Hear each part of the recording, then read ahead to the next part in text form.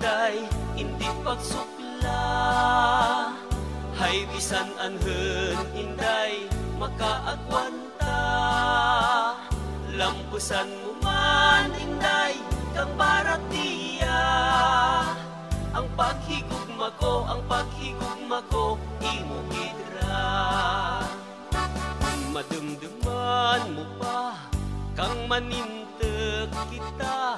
Gintuslok mo ako, inday, kang lapis sa mata. Mayat lang man gani, inday, nabulag ang sara.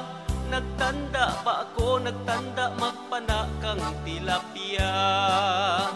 Ang paghigugma ko, inday, hindi pagsukla. Hay bisan anhen, inday, makaagwanta. Hello everyone! Happy 70th birthday, Nay! Sorry, wala ako dyan para mag-celebrate ng 70th birthday mo. Kaming mag-asawa, tsaka yung isa po pang nag-iisang anak na lalaki, si Tuto. Pero, nandiyan naman yung mga representative namin mga anak namin, yung asawa ni Tuto. Sana mapagpasensyahan mo na yung nakayanan namin. Hindi yan kasing bonggang-bongga ng ine-expect mo, pero that is one way of saying thank you sa lahat ng pagmamahal, pag-aalaga, at pagtsatsaga ninyong mag-asawa para sa amin. Pasensya na, sana bonggang-bongga talaga ang birthday mo ngayon. Ang plano sana, uuwi kami magkakapatid sa may probinsya para ma-celebrate natin yung kasama yung mga kamag-anakan natin. Pero dahil sa nangyari kay Papa, unexpected, hindi na natin nagawa ang planong yun. Pero we're trying our best na may tuloy pa rin yun in our own special way.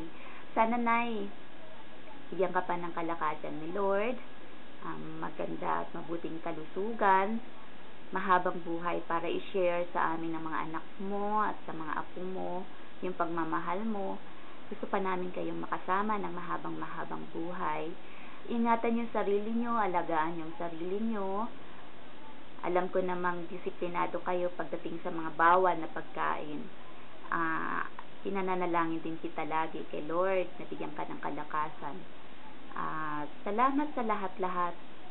Wish kong maging masaya yung birthday mo ngayon, kasama ng mga apo niyo at mga anak na nandyan. And I love you so much, Nay. I'm praying to the Lord that He will guide you always sa lahat-lahat. Sana mag-enjoy ka na mag-stay dyan sa Pampanga, kasama yung mga apo mo. Huwag mo nalang pansinin yung mga kakulitan ng mga apo mong yan. Ganyan lang, natural lang yan sa mga bata. At mas makulit yung mga yan. Kasi masyado nyo nang pinapampered yung mga batang yan. Mas kasi spoiled sa inyo compare sa amin. Alam nyo naman dati, konting mali lang namin,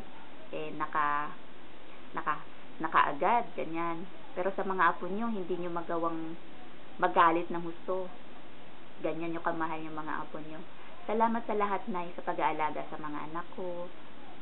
Na kayo pa rin tumatayong magulang, ina sa mga anak ko. Thank you so much, Nay. Bawi na lang ako sa gift ko pag uwi ko. Magkikita naman tayo itong December. Love you, Nay. We miss you. I miss you.